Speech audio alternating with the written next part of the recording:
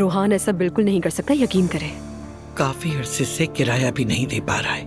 کل رات زینب نور کی خیریت معلوم کرنے گئی تھی، اسے اپنی مالی مشکلات بتا رہا تھا. وہ سمجھ نہیں آ رہا یار، کیا کر رہا ہے یہ لڑکا آخر؟ اپنے گھر کا خرچ چلانے کی کوشش کر رہا ہے. جو تم اسے تنخواہ دیتی ہو اس میں وہ آخر کیا کیا کرے گا بتاؤ؟ الف، اس سے بات کرو، ایسے نہیں چل سکتا.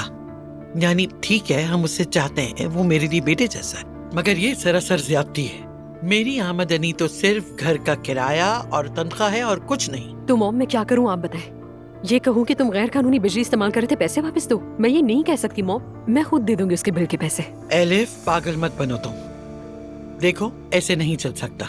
اگر تم نے بات نہیں کی تو میں خود عبداللہ صاحب سے جا کر بات کروں گی. موم کیا ہو گیا آپ کو؟ بلا وجہ اس کی بدنامی مت کریں گے، مت کریے گا.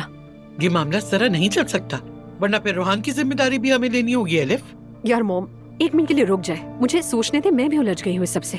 شاید مجھے خود ہی عبداللہ صاحب سے بات کرنی پڑے گی اور کیا کیا جا سکتا ہے. میں نہیں مانوں گی، یہ بات ہمیشہ یاد رکھنا. موم آپ صبر کیجیے، آپ کچھ مت کریں، میں خود ہی کچھ نہ کچھ سوچ لوں گی. ٹھیک ہے؟ ٹھیک ہے. ہاں بالکل کچھ مت کریے گا.